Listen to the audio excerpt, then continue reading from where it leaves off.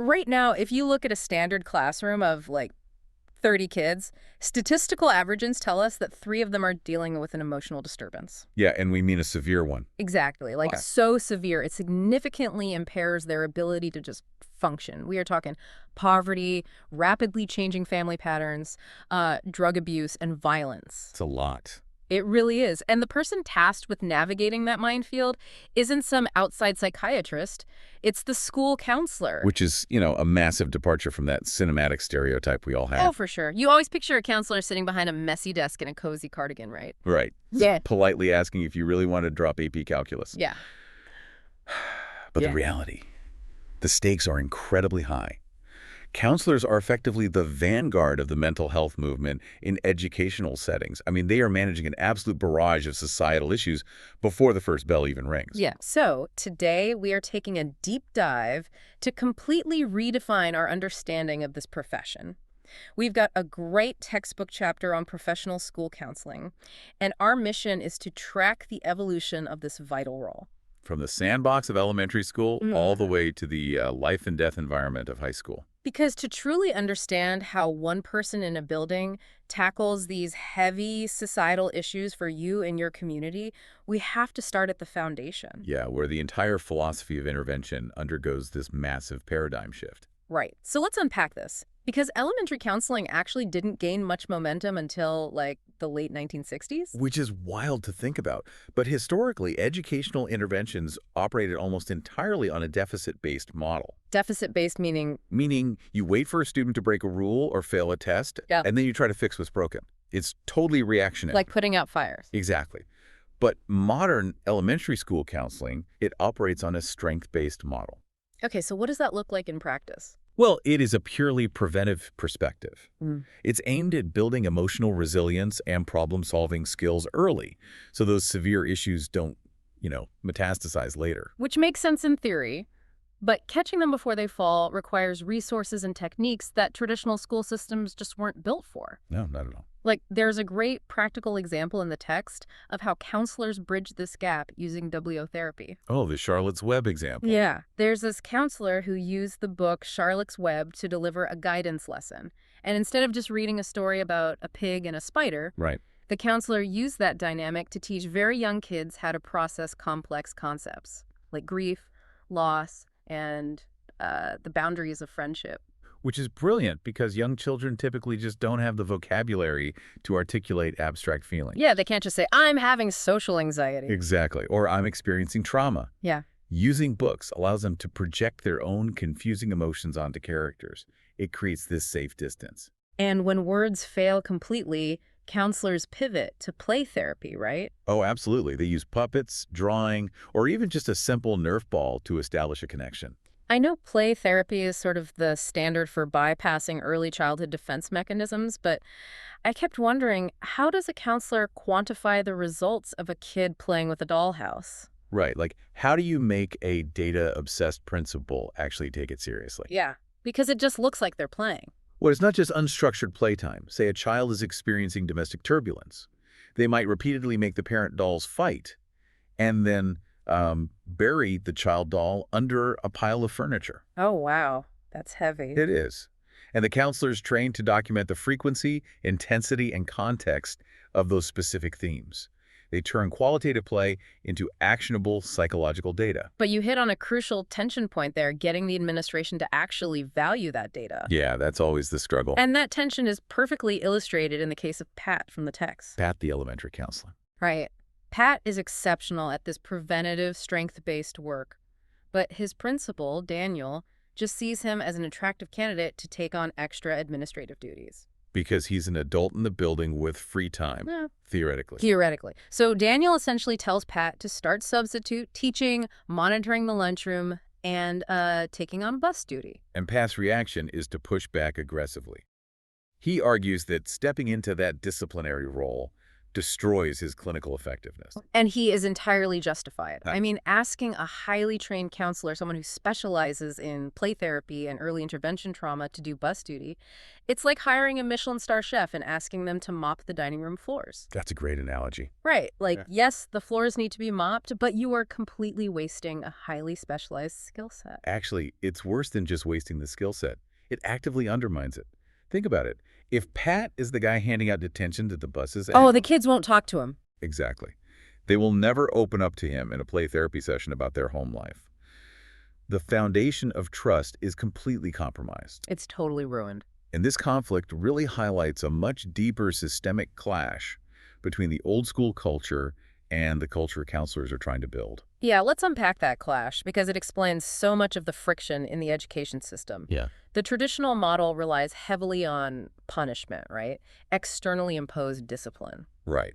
The belief that problems are solved by adults using threats or behavior modification. And in that traditional framework, a counselor is basically just an expensive enforcer. A glorified hall monitor. Yeah. But counselors advocate for a new school culture focused on self-driven discipline and cooperation. Right. They believe children should be empowered to change themselves and, help others change. But it's an incredibly difficult culture to cultivate when the administration just wants another adult yelling at kids to stop running in the hallways. Totally. And we see this push-pull between discipline and healing in elementary schools. But man, that friction becomes exponentially more dangerous when those kids hit puberty. Whoa, middle school. Yeah. The stakes go from acting out in class to actual psychological trauma. We transition into the incredibly turbulent middle school years, ages 10 to 14. The text calls them transcendents. Yeah. They're literally caught in transit between childhood and young adulthood. And their brains and bodies are just undergoing massive simultaneous changes. The text broke the stress these transcendents face into two distinct buckets, type A and type B. Right, so type A stress is foreseeable and unavoidable.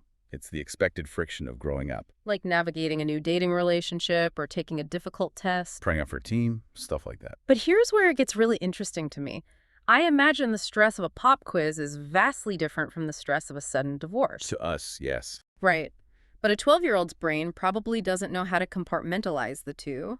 So how do counselors separate typical teenage angst from genuine unpredictable trauma, which I assume is the type B stress? Yeah, type E is the unpredictable trauma, and that is the core challenge. Type E stress is the sudden death in the family, the eviction notice, severe illness. The really heavy stuff. Exactly. Okay. But to a transcendent whose amygdala is firing on all cylinders, failing a math quiz can trigger the exact same physiological panic as a major life trauma. Wait, really? The exact same panic? Biologically, yes.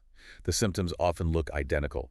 Withdrawal, aggression, plummeting grades. It's all the same to their nervous system. That is wild. So if middle school is that chaotic and you have kids dealing with everything from a bad haircut to a family tragedy, how does a counselor even begin to triage without just blindly guessing? Well, there's that fascinating case of the middle school counselor named Marge. Yes, Marge. I loved this part. She decided to actually measure her impact rather than just guessing. Right.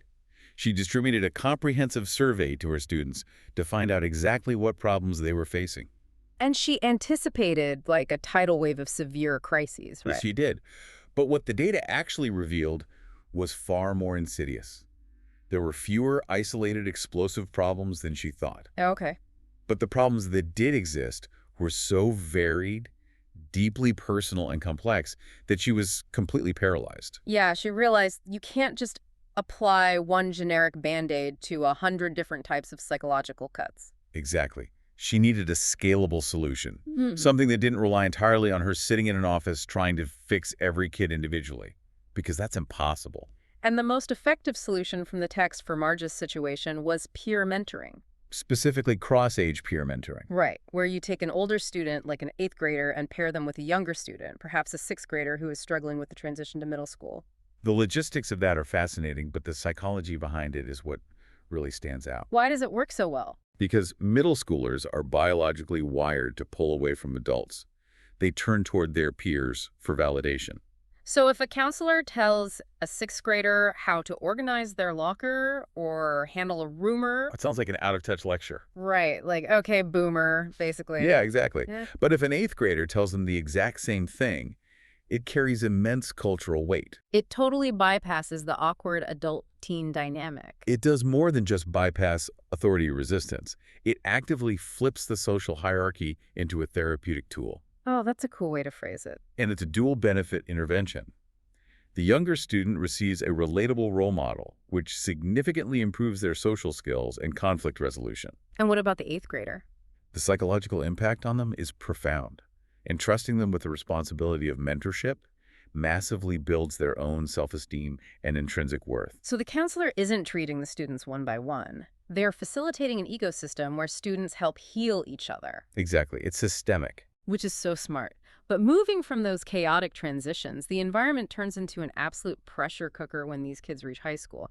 The stakes become literally life or death. Yeah. The counselor's role morphs again, from a developmental guide to a frontline crisis worker. Which is such a stark contrast to how the profession started. I mean, high school counseling actually began in the early 1900s purely for vocational and career guidance. Right. The entire job was catching a student's aptitude to a factory job or a trade. But the modern clinical reality, these professionals are on the front lines dealing with widespread substance abuse, clinical depression, eating disorders. And suicide.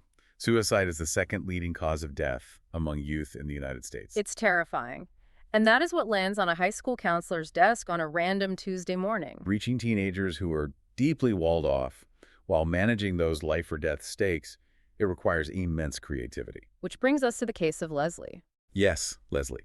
She recognized that her high school students were walking the halls, completely isolated, constantly listening to music Earbuds in all day. all day, and they were deeply emotionally tethered to the lyrics of their favorite artists. So instead of confiscating the headphones or fighting that isolation, Leslie used it. She incorporated their popular music into her guidance lessons to open up discussions about incredibly heavy topics. Peer pressure, identity, self-reliance, suicide prevention. She met them entirely on their own terms. I just thought this was brilliant. It's like Leslie realized she couldn't force these teenagers to speak a textbook clinical dialect, so she learned their local language music to translate complex emotional skills. It is brilliant. But if we connect this to the bigger picture, it exposes a glaring contradiction in the system. What do you mean? You have high school counselors literally saving lives with music therapy and crisis intervention. But then they're getting reprimanded because the master bus schedule has a typo. Oh, right. Bogged down by the admin work again. It is entirely unsustainable.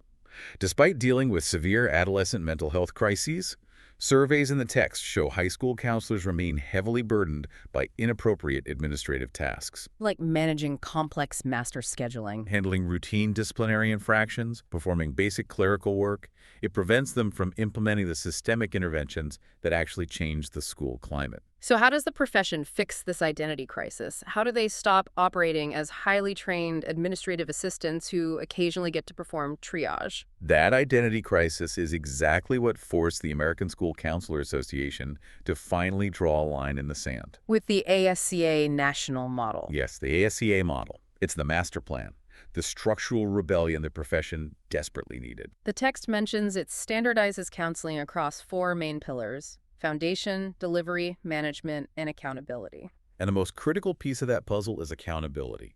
For decades, counselors struggled to prove their worth because emotional growth is so subjective. Yeah, how do you put a hard metric on something like improved self-esteem to satisfy a school board that's just obsessed with test scores? Well, you don't measure the feeling. You measure the behavior the feeling produces. Ah, okay. The ASCA model demands that counselors use school-wide data to prove their efficacy. If a counselor runs a small group intervention for kids dealing with anger management, they track the disciplinary referrals and attendance rates of those specific students before and after the intervention. So they tie the psychological support directly to academic and behavioral outcomes. Exactly. It represents a fundamental philosophical shift from a reactive present focuses to a proactive new vision. The present focus is being what we talked about earlier, waiting for a kid to fail a class or get suspended, treating the symptom in a 20-minute office visit, and then just dropping them right back into the environment that caused the issue in the first place. Which does nothing but maintain the status quo. Right. The proactive new vision requires counselors to adopt an ecological framework. It's an ecological framework, meaning recognizing that no student exists in a vacuum. Precisely. It's like trying to treat a plant for a disease by meticulously wiping off its leaves while completely ignoring the fact that the soil it's planted in is deeply toxic. That is exactly it. The ecological framework forces the counselor to test the soil. They have to leave their office and collaborate with the whole community, the parents, the teachers, the administration, and outside agencies. They step out of the silo and become the hub of a massive, interconnected support wheel. They advocate for systemic change that benefits all students, using data, particularly for those who are marginalized or quietly falling through the cracks. So what does this all mean for you listening? Whether you are a parent, a student, or just a taxpayer in a community, the mental health infrastructure of your town relies heavily on these professionals being allowed to execute this framework. Yes. If your local school counselor is stuck alphabetizing transcripts or monitoring a crosswalk, your entire community is missing out on vital, data-driven mental health support. The research consistently demonstrates that comprehensive, fully implemented school counseling programs lead to higher academic achievement, improved attendance, and significantly healthier school climates. It's all connected. It really is. We've tracked an incredible professional evolution today. It starts in elementary school, fighting the traditional urge to punish in favor of strength-based prevention and play therapy. Then it moves through the turbulent, transcendent years of middle school, leveraging the psychology of peer mentoring to cut through unpredictable trauma. And it culminates in the high-stakes world of high school, where counselors use every creative tool available, like music, to save lives, while fighting to implement a proactive, systemic approach. The evolution is profound. Yeah. And it leaves us with a highly complex reality to consider. Yeah. Because the sources show that modern counselors are meant to be systemic change agents focused on holistic wellness and shifting away from punishment. Which is a massive undertaking. It is. And Yeah. it makes you wonder if their ultimate scientifically backed goal is to reduce stress, foster intrinsic self-worth, and treat the whole student. Right. How much is the traditional, hyper-competitive letter grade system itself working directly against the very mental health these counselors are trying so hard to protect? Wow.